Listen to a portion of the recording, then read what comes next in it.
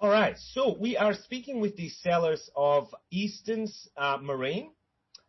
Okay, guys, just to establish some of the baseline, can I have the trading name of the business is Easton's Marine. Is this correct? That's correct. Okay. What's the trading address of the business, please? 401 South East Park Avenue, Lawton, Oklahoma, 73501. Okay. And what are the trading days and hours of the business, please? Monday through Friday, 9 a.m. Central Time to 6 p.m. Saturday, 9 a.m. till 5 p.m. Closed Sunday. Okay. And do you close for any yearly holidays? Yes. We close on Thanksgiving. We take a 2-week vacation at Christmas time, usually about the 20th of December till about the 4th of January, depending on how the calendar falls. And that's about it. The rest of them were but now like this next week, we're going to work Monday through Friday. We're going to be closed Saturday, Sunday, and Monday for the 4th of July, mostly because we have no boats to sell. We got one boat. Okay. All right.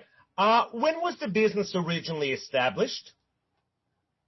The boating part of it was established really about the first boat show I ever worked was 1958.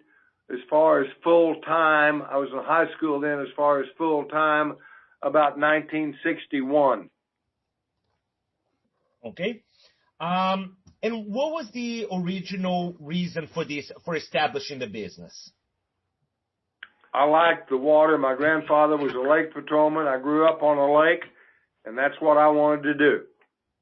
Okay. And how has the business progressed ever since, to the present day? What's been the progression? Well, when we started out, we had absolutely no money. No banker would loan us any money. And so it took a number of years to be able to get even a $10,000 floor plan line. And we were fortunate to have some of the top sellers in the United States. Glastron Boat Company was extremely strong in the 60s and 70s. In 1982, I took on Bayliner. That was the hottest line in the United States. Also in 1982, I took on Tracker Boat Company, which is the #1 fishing selling boat in the United States. They've got about a dozen different companies, brand names. We sell Tracker boats, which are aluminum fishing boats. We sell Sun Trackers, which are pontoon boats. We sell Regency, which is a luxury top-end pontoon boat. We sell Nitro, which is a fiberglass bass boat. And we sell Tahoe, which makes fiberglass runabout ski boats and deck boats. And we also have the availability of Mako saltwater boats. We sell just 2 or 3 of those a year, but they're available to me. Okay. Well, let me ask you this then. So say, for example, I see here from your website that you sell new boats, pre-owned, that you conduct service, and that you do parts. Would you have any idea roughly what is the split between these different categories? Between new and used, it would be, this is a very unusual year due to COVID-19. Boats are very hard to come by. In a normal situation, we would sell about, I would say 75% new and 25% used. It all depends on how many trade-ins we get on the new boats. And we also do consignment selling. We sell a few of those a year, maybe a dozen a year. Okay. And out of your total turnover, what would you estimate that servicing and parts account for? Right. Servicing and parts is going to be about 30% of the business. Okay. Very good. Okay. Now, tell me a little bit about your customer base. I mean, who are you primarily dealing with? Well, we're dealing with anybody that wants to buy a boat, but in this town that we live in, there used to be 4 boat dealers. I'm the only one left. We have a large trade area. We sell boats into the Texas Panhandle. That's 250 miles away. There's no dealers out there. So we have kind of a unique situation where we sell a lot of boats quite a ways away. We are 36 miles north of the Texas border, so we sell an awful lot of boats into Texas. There's a town called Wichita Falls, and on down in there, we'll sell a boat or two in Dallas. This is a very unusual year. No one can get boats. We're sitting here in Oklahoma, and last Saturday I had a call from Boston, Massachusetts, a guy wanting to buy a boat, and I had a call from a person in Oregon wanting to buy a boat. Nobody has any boats in this country to speak of. Dealers that would normally stock 150 boats might have 15 or 18, but not. We've got 3 boats sold going out tomorrow. If all 3 of those go out, we'll have 1 boat in stock. We have about 7 or 8 boats in production, which means in 2 weeks we'll get those. But the production of boats in the United States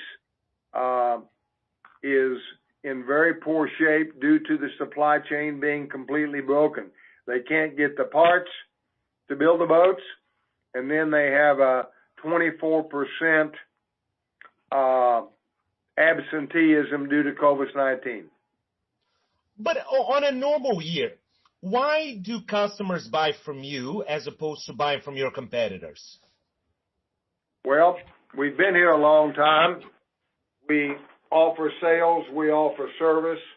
I'm very fortunate to have some excellent people in my service department, and they come to us because we can fix the boat normally the first time it comes in.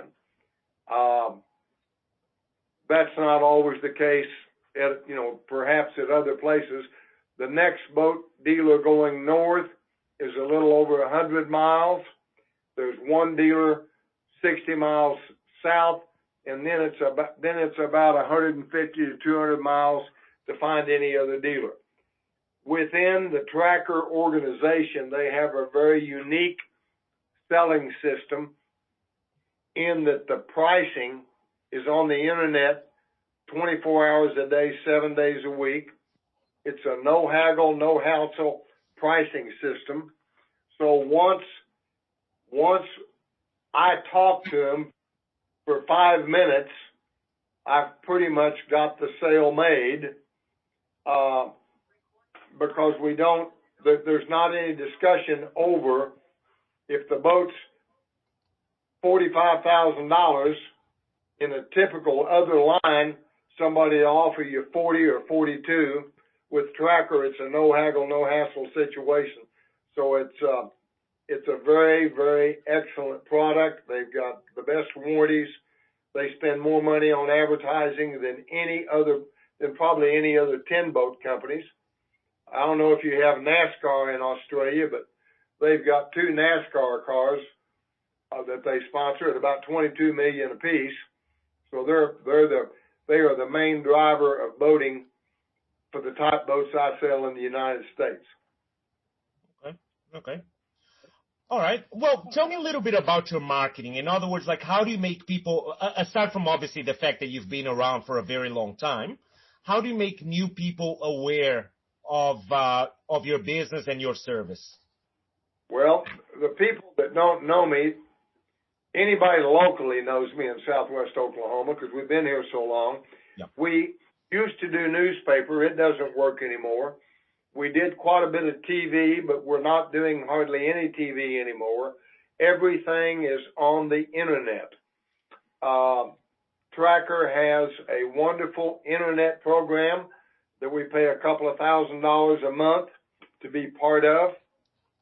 We list our inventory. We try to take 20 to 25 pictures of every boat. As soon as it's off the truck and cleaned up and ready to take pictures of. And we're finding every year more and more of the people are doing all the shopping on the internet. We're selling boats to people that have never seen the boat and never seen my dealership, but they buy off our webpage, our Facebook. Okay, very good, very good. Okay, and let's talk a little bit about the internal structure of the business. Now, as I understand it, both you and your brother are the owners of the business. Is that correct? That is correct, 50-50. Okay. What are your roles in the business, and how many hours do you estimate that you put in on a weekly basis? I'm the primary person that runs the boat store. My brother Kenneth ran a hardware store that my family had for 75 years. We sold that hardware store 2 years ago, and Kenneth helps any way I need him, but I am generally here about 55 to 60 hours a week in the business. I get here about 7:30 and leave around 6 with an hour off for lunch. Okay. And how many hours does your brother do? Kenneth will probably do about 30 hours a week. All right. Now, underneath you in the organization, who do we have? Tiffin Easton, who you just talked to, is incredibly important. She does all the contracts. She does all the paperwork, and she can sell a boat if I'm gone. We also have a full-time salesman. We have 2 full-time parts people. We have 4 people full-time working in my shop doing repairs. Okay. And do you believe that this internal structure is ideal for your current size? Again, setting COVID aside, or do you feel like you're overstaffed or understaffed? Well, everybody that looks at my operation tells me I'm understaffed, but we try to control our expenses. And based on the volume that we do, probably a lot of consultants would say we were understaffed a little bit, but we also are in a seasonable business. And in a normal time, not COVID time, in a normal time, the middle of September, business slows down on the selling side and doesn't pick up until the middle of January. So I don't want a lot of people, a lot of overhead during the downtime. We have been active in the business, and we're still active in the business.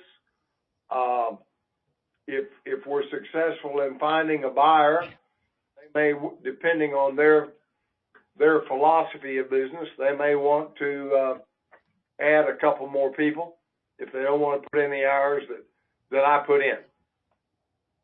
Okay. And what is the reason for sale? I am about to turn 69 years of age. 79 years of age. Excuse me. My brother's about to turn 81 years of age, and we'd like to retire. Okay. The business is solid. The business makes money. Okay. And what sort of training are you willing to extend to a buyer?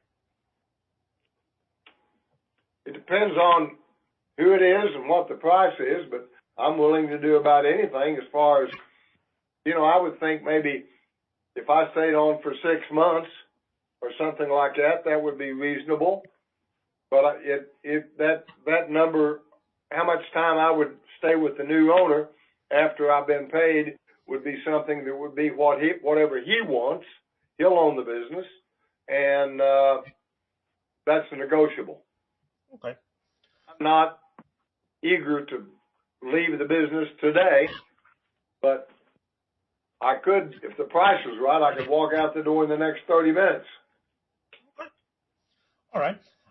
What level of disruption do you imagine would be to the business with your departure? Like, sort of, do you think that there will be a lot of discomfort with either the staff members or the clients or the suppliers? I can handle the staff. I don't think there'll be any issues there, depending on the temperament and whomever the new owner might be. You know, most people that do business with me know me, and most people know that I'm about to turn 79. They're not idiots. They know one of these days we're going to drop dead, and they know I'm entitled to have a little bit of time off before I drop dead. Okay. Okay. All right. Let's talk a little bit about the premises in Lawton. First things first, do you own the premises or do you rent them? We own everything. You own it. Okay. We have no debt. All right. So a buyer comes in. Are you willing to lease it out to rent the premises to them, or do you want to sell the premises as part of this deal? We can do either one. We're flexible. Okay. If you're renting out the premises, what sort of lease agreement would you be willing to extend? Oh, probably a 5-year with another 5-year, maybe a 5 and a 5 with perhaps an option for the new owner to purchase it. Okay. And under what rental? You're asking the amount of money? Yeah. Oh, I would say about $7,500 a month. Okay. And if the buyer wanted to purchase the premises, what price would you put on it? We are having an appraisal done on it now.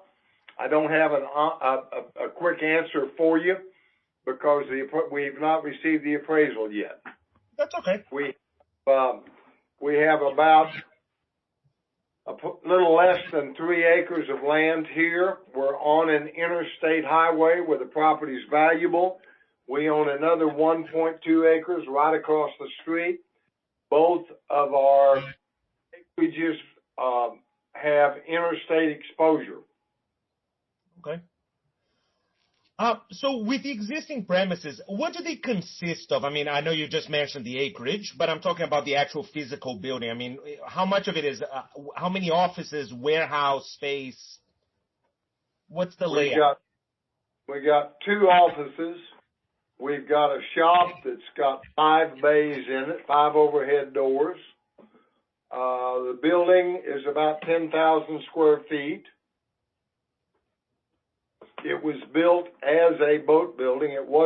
We built the building. It was not a furniture store or grocery store that was converted to a boat dealership. Okay. And with your current operations, again, setting COVID aside, would you say that the premises are ideal? They're too small? They're too big? What's your estimation there? I think pretty much ideal. It all depends on how much business you're doing. You always wish you had a bigger showroom or this or that. But I've got the land. If I ever wanted to knock out a wall, I could expand it. Okay, that sounds really good. Okay, let's do a quick SWOT analysis here. Now, what would you say? Now, obviously, we're exploring this from the point of view of a prospective buyer.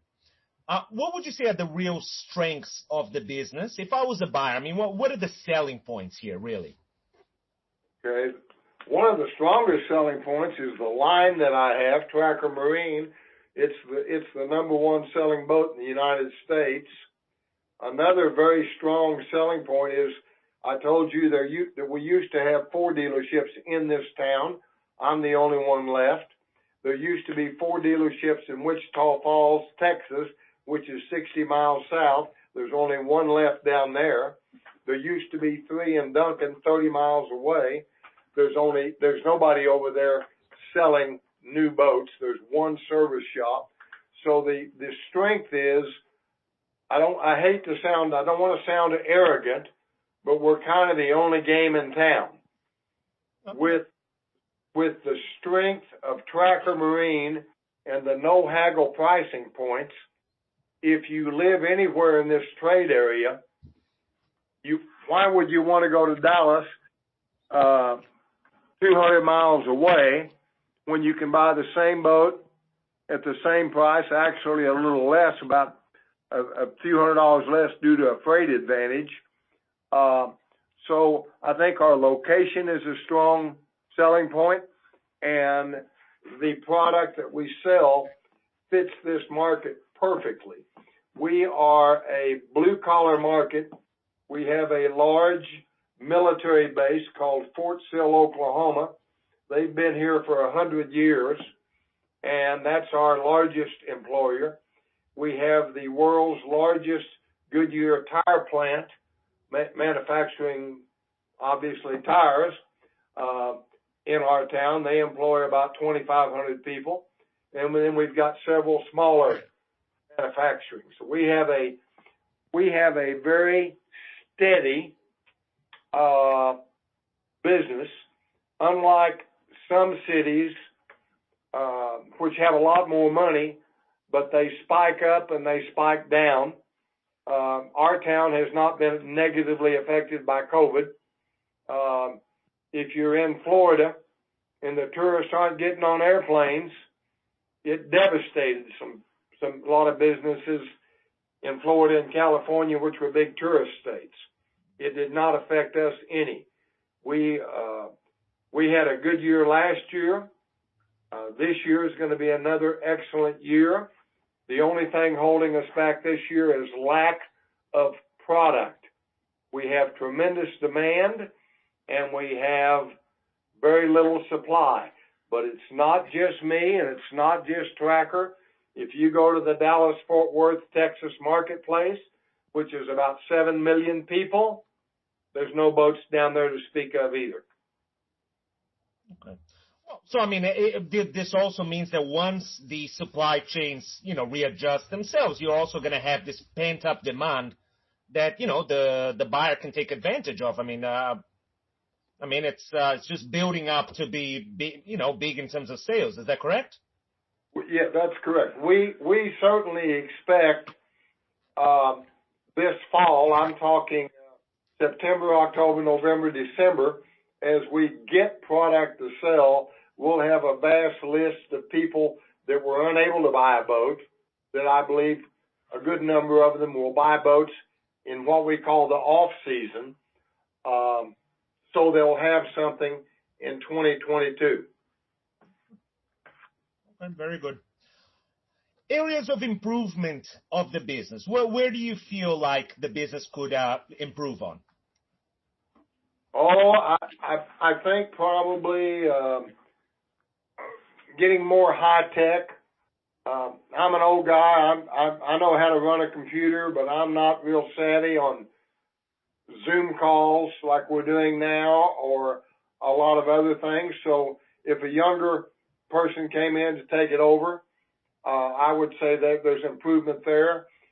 There's improvement in our internet presence. Ours is not horrible. It's not bad, but it's certainly a long ways from the best. So I think that would be perhaps an area that could be improved on. If you've had a successful business for many years, if the next owner comes in here and doesn't just change everything, and once he owns it, he can do whatever he wants. But, if you got a winning racehorse, you probably ought to do some of the things that made it a winning racehorse. And that's kind of what this business is. Okay, very good, very good.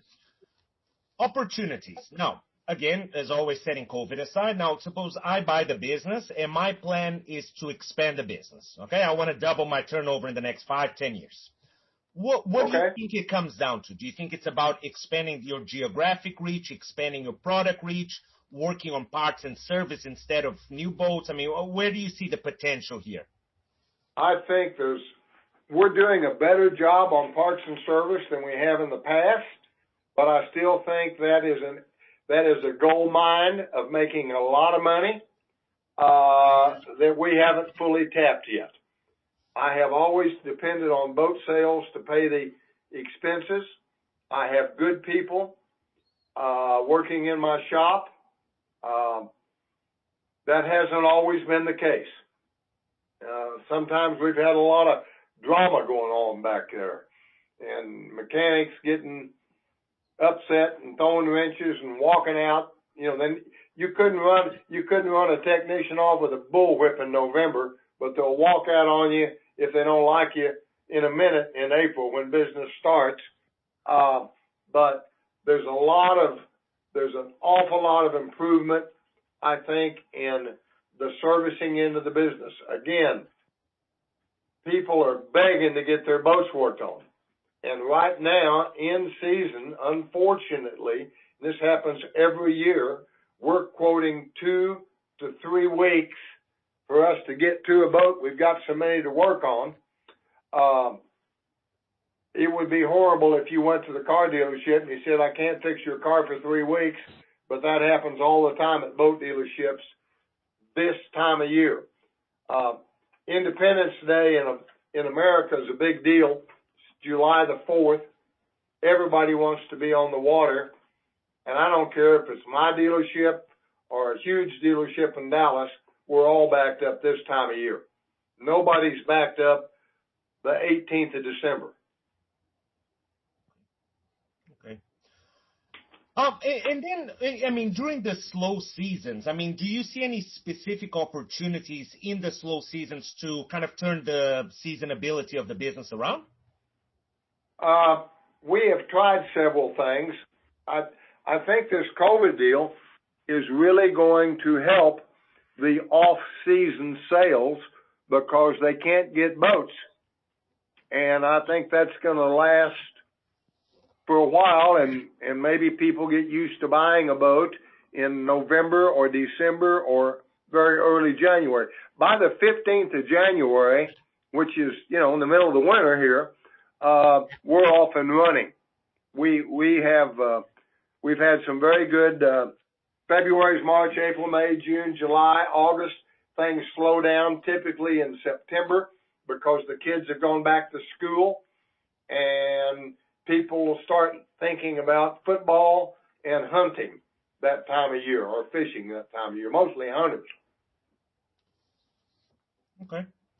How about rental of boats? Do you see that as a potential area or not really? The problem with renting boats from a land operation where someone may go 100 miles to a lake, and then they get to the lake and they can't start the motor or something happens, it presents a pretty tough, big problem. Most successful rental operations are on the bigger lakes, which are about 100 miles from me. And there, if you have a dealership on the water where they can call you on the phone and say, we're in the middle of the lake, the motor won't start, you got a technician, and in 15 minutes he's out there to fix it. It's tough for me to fix a boat when a customer's 200 miles away in a rental situation. So there's no one here that rents boats in my area. Now, we have a lot of big lakes starting about 100 miles east of us, and they have established dealerships, and they do rental there.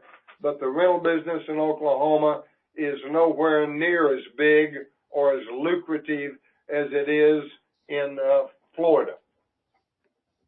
Okay. Now, your website also talks about you offering financing. Can you explain to me, I mean, are you offering it, or do you have a partner in-house that's offering it? How does that work? Okay. Today, I do not have a full-time F&I guy. I go through a company, a placement company called Epic. They're in Wilmington, South Carolina, and they represent 20 different banks. So I email you want to buy a boat, I email your credit application to them. Within an hour or two, I get an approval. They place it with the bank. I pay them 30% of the dealer reserve. For every point I mark it up, I get 4%. So if I can mark it, if the buy rate is 4% and I can sell it at 6%, then I make 8% reserve on a $50,000 boat. It gets to be $4,000.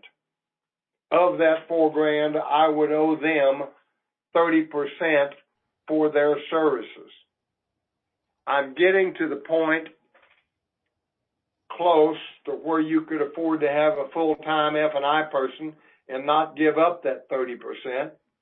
And there's an awful lot of money to be made that we have not gotten into, like gap insurance and extended warranties. We do a poor job there. So there's whoever the next owner is would have a excellent opportunity to improve income in that area.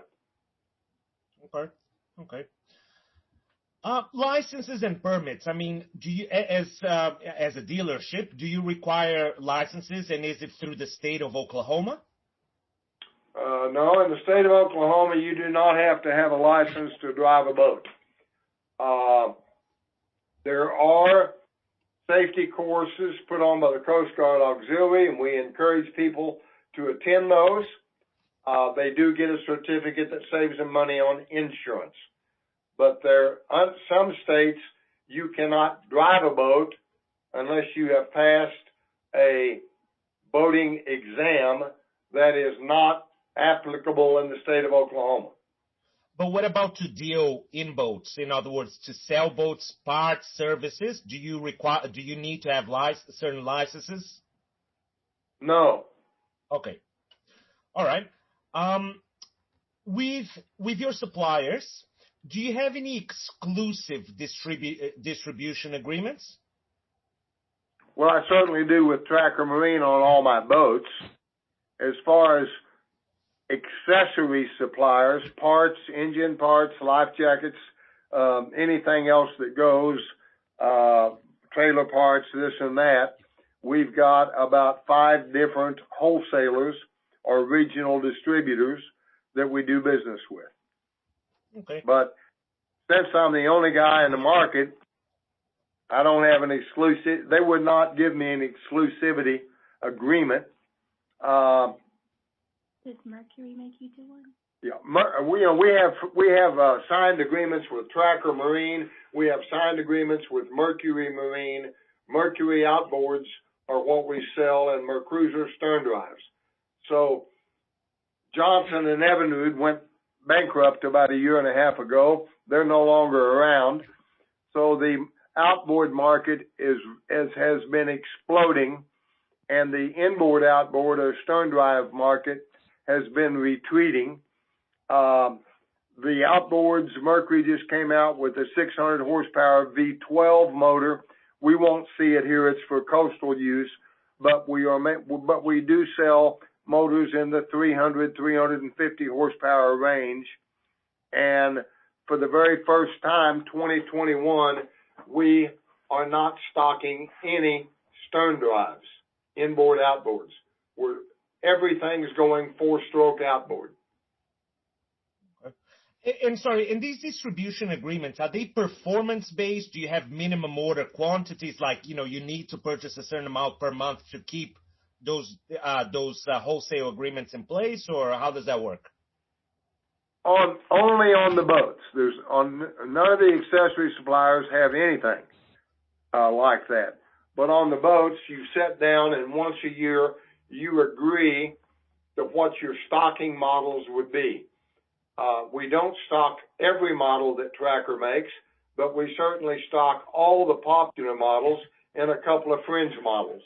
But since they manufacture boats for all over the world, there are certain boats that would sell in South Florida or the Gulf Coast in saltwater that would not perhaps be something that would sell well here. So but we sell most everything they make we give it a try and see if we can sell it. Okay. Let me ask you just one more thing.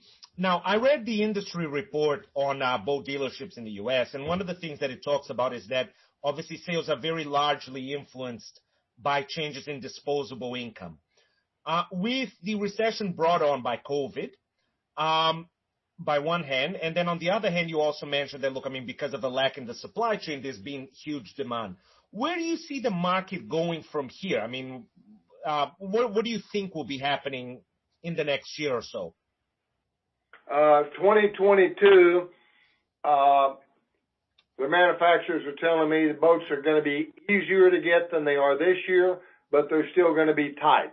By 2023, the supply chain should be wide open where I can order whatever I want. Okay. Very good.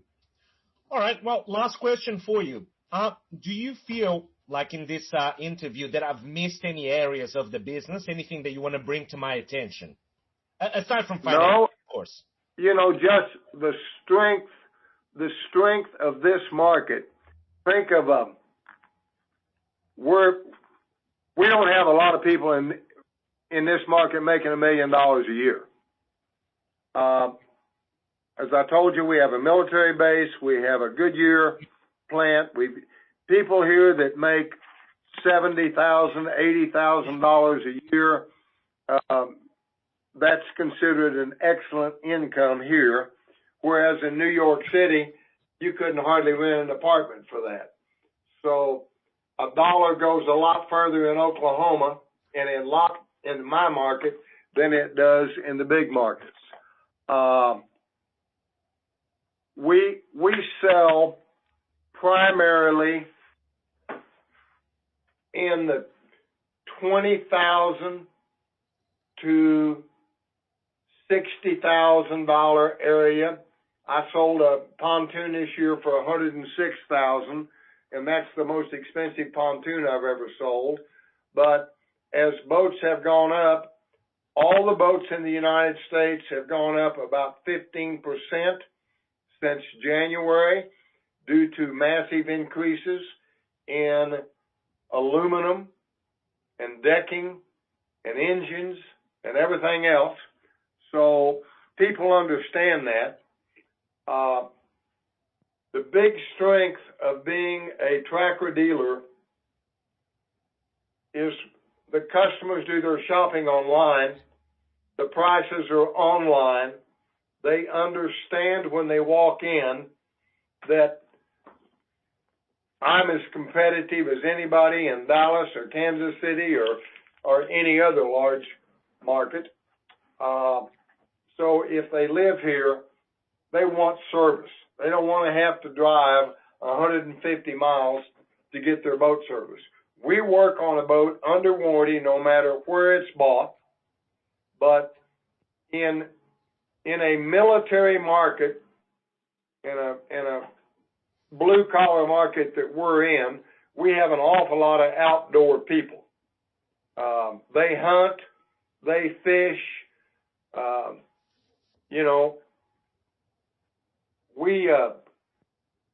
we never run out of customers. We just run into a slack time when the customers are saying, well, it's winter and we're going to go to Colorado elk hunting or we're going to go snow skiing in January. A lot of them want to walk in here in April and see a large selection of boats, and that did not happen this year, and that will not happen next year at my dealership or any other dealership that I'm aware of in the United States. Okay. All right, very good. Philip, thank you very much for your time. I really appreciate it. Well, I appreciate you helping us. Absolutely. So the first draft, just to let you know, the first draft that we're going to put together of the memorandum is going to come in a Word format. It doesn't look pretty, but it's not supposed to. This is what we call a contents-only draft. And it's just to allow you and Carrie, of course, just to do some easy edits as you read through it. If there's anything you want to tweak around, then once that's approved, then we put something to a really, really beautiful brochure. That's what's presented to the market. Okay, we've got some. We've received some TV ads we've done. that show our showroom full of boats and our yard full of boats. And these were taken about 2 years ago when we did a lot of TV advertising. I did a small amount last year. I haven't spent one dime on TV this year. We're selling every boat we can get our hands on, but so are most of our competitors. Our biggest strength, I think, is the product line we represent. It's number one in the country. And I don't, again, want to sound arrogant, but there's no competitor close to me. Well, it's not arrogant. It's just a fact. Yeah. All right. Fantastic. Alex, did you receive the email of the photographs of the building and that TV ad I sent you? I did. Thank you very much for that. That'll certainly be quite helpful. Okay. And also go to our Facebook page and go back, scan through. There's probably about 2 years ago when our lot was full with boats lined up in shrink wrap, which does show an impressive inventory that we carry. And I will forward more pictures as I find them. I'm currently searching for more. One last thing, Alex, that I would share with you that I'm very proud of. Go on. Tracker sends out, after we warranty register a boat, within about a 10-day period, they send out a survey on how was the buying experience. And then about 6 months later, they send out another survey, and we score very high on those. We care about our customers. Our customers become our friends. We're not a big corporate place like I don't know what buying a car in Australia is like, but most people here in the States hate to deal with a car salesman. They always feel like their brother-in-law could buy the same vehicle for $5,000 or $500 less. The one cool thing about being a Tracker dealer is that no haggle, no hassle pricing, and we are below any other manufacturer building a similar product.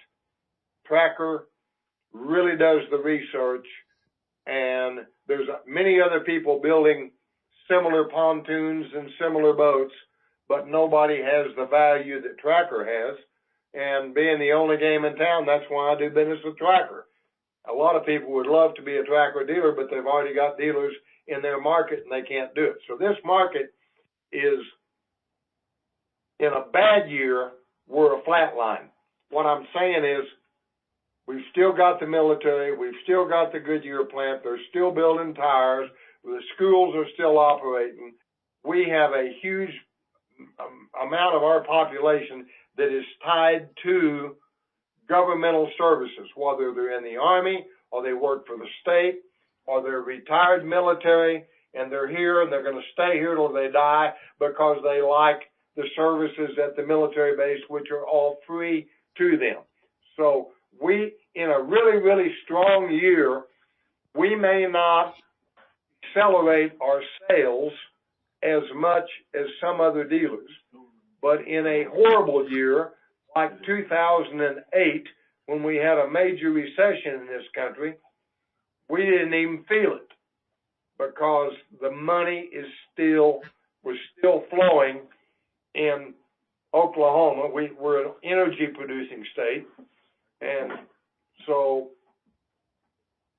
the good times may not be as good as they are in other areas of the country, but the bad times are nowhere near as severe in Lawton, Oklahoma, as they would be in many other areas of the country. An awful lot of dealers went bankrupt in 2008. We didn't. Very interesting. Very, very interesting. All right, fantastic. Well, look, once again, thank you very much for that. I think that gives me a really, really good idea of what you guys are all about. Of course, once you see the draft, if you feel like I've missed a mark in any way, please let me know. I'm happy to rewrite. But I feel like I've got a good understanding of the business now. Okay, wonderful. We appreciate your help. Fantastic. Guys, thank you so much once again. All right. You have a good evening. All right. Morning. Bye. Thank you.